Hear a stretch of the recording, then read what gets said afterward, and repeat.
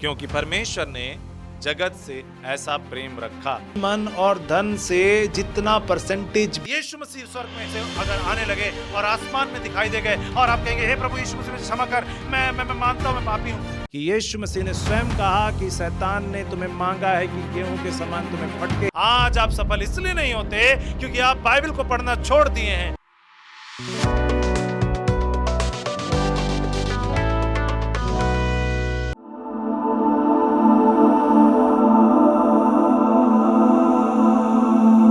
Hallelujah, प्रभु यीशु मसीह की जय। आशा है मेरी कि आप सब अच्छे से होंगे और प्रभु यीशु मसीह में बढ़ रहे होंगे। आज फिर मैं आपके पास आया हूं आपसे प्रभु यीशु मसीह के वचनों को बांटने। आज प्रभु यीशु मसीह के वचन में से एक वचन है जिसे हमने हमेशा पढ़ा है, कभी गौर शायद करते हैं या नहीं करते, लेकिन प्रभु यीशु मसीह आज चाहते हैं कि इस बात पे हम गौर करें।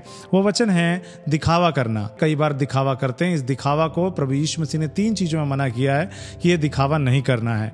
हम दिखावा करते हैं आज अपनी बहुत सी बातों में। उन्हीं बातों को प्रभु यीशु मसीह का वचन हमें बतलाना चाहते हैं कि हम अपने अंदर से सुधारें। तो वो 3 बातें कौन कौन सी हैं उन्हीं पे हम चर्चा करेंगे। पहली बात वो है दान। हम जो दान करते हैं उसे दिखा कर करते हैं। इवन हम जब चर्चों में भेंट देते हैं उसे भी हम दिखा कर देना चाहते हैं, बता के नाम लिखवा कर ऊंचे पे करना चाहते हैं। इवन हम जब प्रार्थना मंदिरों में या कहीं भी या किसी गरीब के लिए जब कोई मदद करते हैं या किसी की सहायता करते हैं तो उसे फेसबुक पे डालते हैं, हम बतलाते हैं कि हमने कितना ज्यादा मदद किया, हमने ये किया वो किया।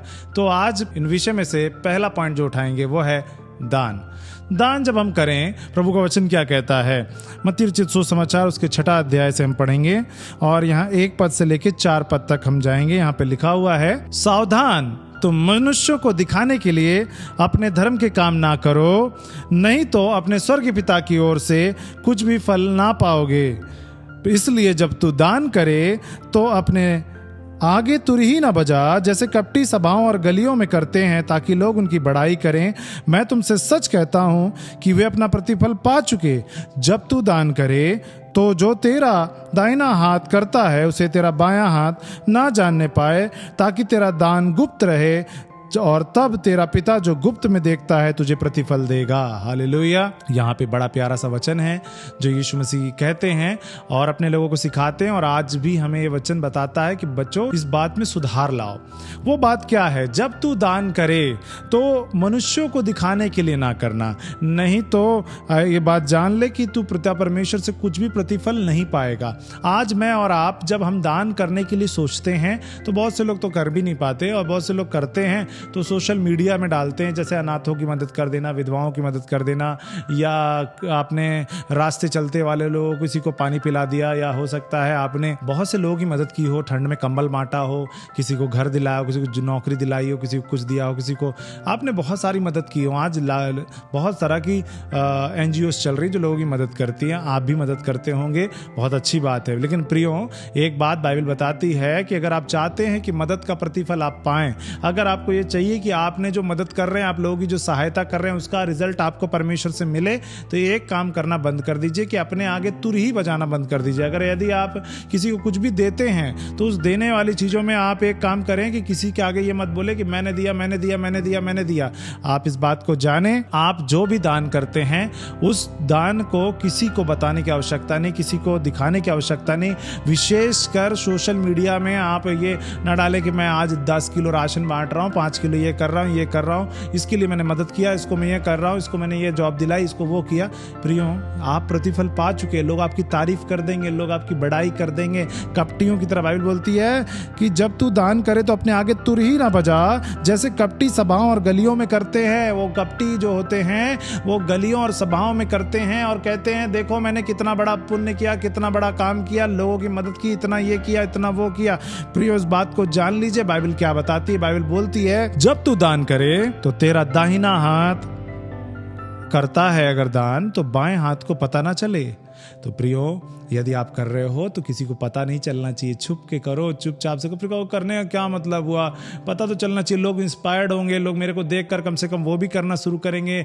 बहुत से लोग हैं जो बैठकर नहीं कर रहे हैं, लेकिन हमको देखा देखी अब करना शुरू कर दिए। यस प्रियो, बहुत अच्छी बात, यही तो प्रतिफल है जो आपको मिल गया। लेकिन यदि आपको प्रतिफल नहीं मिला, आप काम कर रहे हो, आपको कोई जानता नहीं, कोई आपको तारीफ नहीं कर रहा, कोई आपकी बड़ाई नहीं कर रहा, लोग कहते हैं अरे भाई कुछ तो भलाई किया करो, आपका पता ही नहीं कि आप भलाई कर रहे हो कि नहीं कर रहे हो, लेकिन उसको परमेश्वर देख के उसका उत्तर परमेश्वर देंगे। इसलिए प्रभु का वचन कहता है यदि आप अपने धर्म के काम को इतना ज्यादा दिखाते हैं, देखिए इसके धर्म के काम कहते हैं, यहाँ पे मैं रुक रहा हूं थोड़ा, लेकिन इस पे बोलूं कि इसको धर्म के काम कहा जाता है। ये है धर्म का काम। धर्म का काम वो नहीं है कि हम अपने आप को एक डिनोमिनेशन, एक फलाना शो करें कि हम ये हैं और वो हैं, वो धर्म का काम नहीं है। धर्म का काम है भूखे को खाना खिलाना, अंधे की मदद करना, कोड़ियों के लिए मदद करना, मतलब जो भी चैरिटेबल हो सके उसे करना, मतलब जो भी सहयोग की भावना से हो सके उसे हम धर्म के काम कहते हैं। किसी भी मजबूर की मदद करना, किसी भी ऐसी व्यक्ति की जो असहाय है उसकी मदद करने को हम धर्म के काम कहते हैं। लेकिन प्रभु वचन बताता है तुम्हारे धर्म के काम मैले चितड़ों के समान है, क्योंकि हमारे अंदर कुछ काम कमी है जिसको हम क्या करते हैं, शोबाजी कर देते हैं। शोबाजी मत करिए। शोबाजी करेंगे, आप बहुत ज्यादा प्रदर्शित करेंगे तो आपका वो काम किसी काम का नहीं होगा, आपका वो काम बेकार हो जाएगा। तो मैंने आपसे प्रियो कहा कि प्रभु परमेश्वर का वचन हमें 3 बातों में मना करता है शो ऑफ करने के लिए, दिखावा करने के लिए। उनमें से पहला बात था दान। जब हम दान करें तो विशेष कर इस बात को ध्यान दें कि दान हमारा तुर ही बजा करना हो कि मैंने इतना दान किया, उतना दान किया। विशेषकर जब आप प्रार्थना सभाओं में दान करें तो भी अपने नाम को बहुत आगे आगे सम्मान पाने की आशा ना रखें, क्योंकि बहुत से लोगों को ऐसा होता है कि जब वो किसी जगह भेंट करते हैं उनको लगता है कि मुझे लोग आके बोलें कि अरे आपने कितना किया, और नहीं बुलाते तो बड़ा बुरा सा लगता है, मैंने इतना सब कुछ किया उसके बावजूद लोग मुझे बुला नहीं रहे, मुझे ऐसा नहीं कर रहे। प्रियो, यदि आप उस चीज को खोज रहे हैं तो आप प्रतिफल यही पाना चाह रहे हैं और इंसान से पाना चाह रहे हैं, और वो मिल भी जाएगा। अगर आपने बोल दिया, लिख दिया, लोग आपकी तारीफ कर देंगे, बड़ाई कर देंगे, वो मिल गया। वो परमेश्वर से कैसे मिलेगा? अगर आपकी किसी ने तारीफ नहीं की, किसी ने बड़ाई नहीं की, या लोग भूल गए, तो आप इस बात को जानिए कि वो परमेश्वर नहीं भूलते हैं, वो उत्तर देंगे, और उनका उत्तर जब आएगा तो आप कहोगे कि यस, और वो दुनिया अपने आप जान जाएगी कि अरे इन्होंने ये किया था इसलिए परमेश्वर इनको ये बढ़ाया। प्रियो, आप इस बात को जानिए कि आपका दिया हुआ दान के विषय में किसी को ना पता हो, इवन आपके दाहिने हाथ से बाएं हाथ को ना पता हो, बाएं हाथ से दाहिने हाथ को ना पता हो। इतना सीक्रेट होना चाहिए। शो ऑफ की बात छोड़िए, ये सीक्रेट होना चाहिए। जो प्रभु वचन बताता है कि ऐसी 3 चीजें जो हमारी एकदम गोपनीय होनी चाहिए, दिखावा ना करना परंतु गोपनीय होनी चाहिए। वो गोपनीय क्या है? पहला हो गया दान, दूसरा हो गया प्रार्थना, दूसरी है प्रार्थना। हम प्रार्थना भी क्या करते हैं? शो ऑफ करके करते हैं। देखो मैं कितनी अच्छी प्रार्थना कर रहा हूं, कितनी अच्छी मैं प्रार्थना कर रहा हूं। प्रभु वचन बोलता है इसको शो ऑफ नहीं कर, इसको दिखावा मत कर कि तू कितने अच्छे से प्रार्थना कर लेता है। 2-4 लोगों को जो 2-4 अन्य भाषा आती है वो उसी को बोल बोल के बता देते हैं कि ये देखो मैं कितना आत्मिकता में हूं, मैंने 2-4 लाइनें बोल दी, और लोग लगता है बहुत बड़ा परमेश्वर का भक्त है, बहुत बड़ा परमेश्वर का जन है। प्रियो, ये वचन आपके लिए है, ये वचन मेरे लिए भी है। ये वचन से मुझे प्रेरणा मिली, मैं आप तक लाया हूं। और प्रभु यीशु मसीह का वचन ये कहना चाहता है कि जब तू प्रार्थना करे तो कपटियों के समान ना करना। 5वें पद से पढ़ रहा हूं मैं इसी अध्याय के, ना हो क्योंकि लोगों को दिखाने के लिए आराधनालयों में, सड़कों में, मोड़ों पे खड़े होकर प्रार्थना करना उनको अच्छा लगता है। मैं तुमसे सच कहता हूं अपना प्रतिफल पा चुके। प्रभु यीशु मसीह कहना चाहते हैं कि जब तू प्रार्थना करे तो सड़कों पे, चौराहों पे खड़े होकर मत करना, सबको दिखाते हुए मत करना कि हाँ देख मैं बहुत प्रार्थना कर रहा हूं, मैंने बहुत प्रार्थना कर लिया। कहीं भी खड़े हो गए और प्रार्थना करने लगे, लोग कहेंगे अरे कितना ज्यादा ये व्यक्ति सज्जन है, कितना ज्यादा ये परमेश्वर को खोजने वाला है, सड़क के बीच में खड़ा होकर प्रार्थना कर रहा है, ये तो कहीं भी खड़े होकर प्रार्थना कर रहा है। मेरे प्रियो, इस तरह की प्रार्थना का उत्तर आपको उसी समय मिल गया। लोगों ने आपकी तारीफ कर दी, लोगों ने आपकी बड़ाई कर दी, लोगों ने आपको अच्छा कह दिया, लोगों ने आपको भक्त समझ लिया कि बहुत बड़ा भक्त है, ये परमेश्वर का बहुत चाहने वाला है। कितना चाहने वाला है कि कहीं भी खड़ा होकर प्रार्थना कर रहा है। लेकिन बाइबल क्या कहती है, वचन क्या कहता है, प्रभु यीशु मसीह क्या कहते हैं, इसको जानेंगे। प्रभु यीशु मसीह कहते हैं जब तू प्रार्थना करे तो कोठरी में जा, अपने कोठरी में जा, मतलब अपने कमरे में जा, और उसके द्वार को बंद करके अपने पिता से जो गुप्त में है प्रार्थना कर, तब तेरा पिता जो गुप्त में देखते हैं तुझे प्रतिफल देंगे।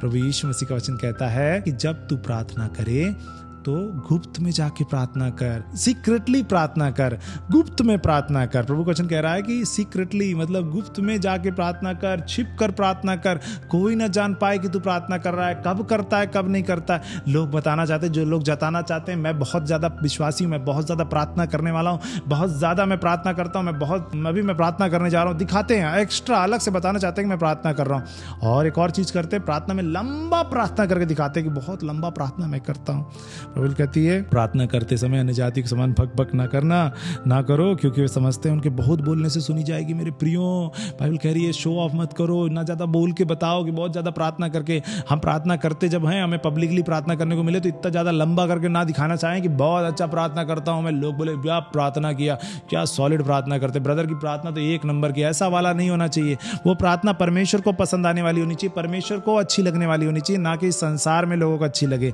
मेरे प्रियो, प्रभु यीशु मसीह कहना चाहते हैं बेटा जब तू दान करे तो भी तेरा गुप्त हो, जब तू प्रार्थना करे वो भी गुप्त हो। तीसरी चीज और है प्रार्थना के साथ साथ जो प्रभु यीशु मसीह कहना चाहते हैं कि वो भी छिपा हुआ हो, शो ऑफ ना हो। उसमें क्या है, जब तुम उपवास करो तो कपटियों के समान तुम्हारे मुंह पर उदासी ना छाए रहे, क्योंकि वे अपना मुंह बनाए रहते हैं ताकि लोग उन्हें उपवासी जाने। ये 16वें पद में पढ़ रहा हूं 6वें अध्याय के। मैं तुमसे सच कहता हूं कि वे अपना प्रतिफल पा चुके। प्रभु यीशु मसीह कह रहे हैं कि जब तू उपवास करे तो अपना मुंह लटका के मत रखना, ओ मैं बहुत उपवास हूँ, शकल लटका हुआ है, उदासी छाई हुई है, लोग दुनिया देख के कहें अरे क्या हुआ भाई, क्या हुआ मेरी बहन, तो आप बोले अरे मैं अच्छा उपवास है क्या आप, हाँ, तो लोग जान जा रहे हैं आपको देख कर कि आप उपवास ही हैं, आपने आज उपवास रखा है। तो आपके उपवास रखने का कोई मतलब नहीं है। आप अगर उपवास रख रहे हैं और उपवास में आपको दुनिया जान जा रही है कि आप उपवास कर रहे हैं मेरे प्रियो, तो वो उपवास का कोई अर्थ नहीं हुआ, क्योंकि उसको तो आपने बता दिया ना, शो ऑफ कर दिया। बाइबल इसी चीज के लिए मना कर रही है कि शो ऑफ मत कर, दुनिया नहीं जानने पाए कि तू कितना ज्यादा समर्पित है, कितना ज्यादा तुम समर्पित हो परमेश्वर के प्रति, ना जानने पाए। आप अपने आप को इतना ज्यादा छिपा के रखना है उन पवित्र चीजों के लिए जो परमेश्वर ने ठहराई है। 3 बातें परमेश्वर ने, प्रभु यीशु मसीह ने कहा कि जब तू दान करे, प्रार्थना करे, उपवास करे तो क्या करना, इनको छिपा के करना, इनको तू किसी को बता के मत करना। किसी को ये मत बोलना मैं 10 दिन के लिए उपवास पे जा रहा हूं, मैं रोज उपवास पे रहूंगा, मलाना डकाना। आपको ये बोलने के लिए नहीं है ताकि लोग कहें अरे 10-10 दिन के फास्ट करते हैं, 20-20 दिन का फास्ट करते हैं। वो जरूरी नहीं है कि आप जताएं कि आप कितना ज्यादा फास्ट करते हैं, बस जरूरी ये है कि आप परमेश्वर की समीपता में उनके नजर में उनको अच्छे लगने चाहिए। अगर उनके नजर में आप उनको अच्छे नहीं लगे तो आपका उपवास रखना, आपका प्रार्थना करना और आपका दान देना ये परमेश्वर को भाएगा नहीं, तो आपको प्रतिफल नहीं आएगा। याद रखिए प्रियो, यदि आप प्रतिफल पाना चाहते हैं कि दान दिया है मैंने और लोग मेरे को बहुत अच्छा समझे, इसलिए आप फेसबुक पे डालते हैं, इंस्टाग्राम पे डालते हैं, इसके पीछे क्या कारण है, ताकि लोग देखें और 4 लोग जाने कि हाँ मैंने ये काम किया। आप जब प्रार्थना करते हैं तो इतने बड़े बड़े उस पर क्यों बतलाना चाहते हैं कि हाँ मैं बहुत प्रार्थना करता हूं, और आप जताना चाहते हैं क्योंकि आप बताना चाहते हैं कि मैं प्रार्थना करो, दुनिया जाने मैं प्रार्थना कितना करता हूं, कितनी लंबी प्रार्थना करता हूं। इसकी भी जरूरत नहीं है मेरे प्रियो। और तीसरी बात, जब उपवास करते हैं तो ये भी मत बताइए, रोना शकल मत बनाइए कि मैं आज बहुत ज़्यादा उपवास में हूँ, बहुत ज़्यादा दुख हूँ, खाना नहीं खाया मैंने 3 दिन से 4 दिन से, ताकि लोग कहें वो आप कितना ज़्यादा डेडिकेटेड है परमेश्वर के प्रति, कितना ज़्यादा समर्पित हैं आप और कितना प्रार्थना करते हैं, आपको प्रति उत्तर मिल चुका। मेरे प्रियो, इस बात को याद रखें कि आप परमेश्वर से यदि कुछ पाना चाहते हैं तो कुछ बातों को विशेष कर ध्यान दें कि ये 3 बातें जो परमेश्वर ने बोली है वो इसलिए बोली ताकि आप इनमें अपने आप को ध्यान देकर सुधार करें, और सुधार करने के बाद ऐसी गलती ना करें कि दुनिया जाने। प्रभु यीशु मसीह वहां पे बार बार बोला कि दुनिया के दूसरे लोग ऐसा करते हैं, कपटी लोग ऐसा करते हैं, निजाती लोग ऐसा करते हैं, दूसरे लोग ऐसा करते हैं ताकि उन्हें लोग देखकर उन्हें अच्छा कहें, लेकिन तुम अपने आप को अच्छा कहलवाने के चक्कर में परमेश्वर की नजरों से पूछ नहीं पा पाओगे। इसलिए याद रखो, अगर मनुष्य से अच्छा कहला गए तो परमेश्वर की ओर से नहीं पाओगे, और परमेश्वर की ओर से पाना है तो अपने आप को इस संसार में ना दिखलाओ कि तुमने कितने अच्छे काम किए, परंतु परमेश्वर की दृष्टि में अच्छे बनो। आज का जो विषय ये था, ये विषय इसलिए था कि प्रभु में हमें बताना चाहते हैं बेटा तुम्हारे जितने काम हैं ये इसलिए करो ताकि परमेश्वर को अच्छे लगे। दुनिया को अच्छे लगा के या दुनिया को खुश करके तुम वो नहीं पा पाओगे जो मैं चाहता हूं कि तुम पाओ, लेकिन यदि तुम्हें पाना है जो मैं चाहता हूं कि तुम पाओ तो तुम्हें एक काम करना है कि उसे गुप्त में करना है। चाहे उपवास करो, प्रार्थना करो, दान दो, सब कुछ तुम्हारा गुप्त में होना चाहिए। किसी को दिखावा मत करना, शोबाजी मत करना, उन शोबाजी से बचिए मेरे प्रियो। आज हमारे कलीसियाओं में, आज बहुत से विश्वासियों के अंदर ये बात हो गई है कि वो शोबाजी करते हैं, चाहे वो दान की बात आ जाए, चाहे वो प्रार्थना की बात आ जाए, चाहे उपवास की बात आ जाए। उपवास वाले दिन चलेंगे तो लटका घूम, यार मैं 4 दिन से उपवास हूं ना इसलिए चेहरा लटका हुआ, अरे 5 दिन से हूं ना, अरे भाई ऐसा नहीं। प्रभु यीशु मसीह का वचन कहता है जब तू उपवास करे तो अपने सिर पर तेल मल और अपना मुंह धो ताकि लोग लोग नहीं परंतु तेरा पिता जो गुप्त में है तुझे उपवासी जाने। हालेलुया। जो तेरा पिता है वो तुझे जाने कि तू उपवासी है। तू उपवास रख के किसी विशेष बात के लिए प्रार्थना कर रहा है, दुनिया की बातों के लिए नहीं, दुनिया के खाने पीने की ओर ना लगकर अपने समय को निकाल कर परमेश्वर की ओर लगा है। मेरे प्रियो, आज मैं उपवास के ऊपर बात नहीं करने वाला हूं, नहीं तो मैं आपको बताता कि उपवास किस प्रकार से रखा जाता है। लोग उपवास में भी बहुत सी कामों करते हैं जो परमेश्वर को नहीं, सब मनुष्य को ही भाता है। मेरे प्रियो, आज प्रभु का वचन ये कहना चाह रहे हैं हमसे, मेरे बच्चों इस बात का ध्यान दो, जब भी तुम दान करते हो तो उसके आगे सोशल बाजी मत करो, तुरही मत बजाओ, दुनिया को मत बताओ कि तुम कितने ज्यादा दानी हो। ये मत बताओ कितने ज्यादा तुम दानी हो, कितना ज्यादा तुम देते हो, ये किसी को पता नहीं चलना चाहिए।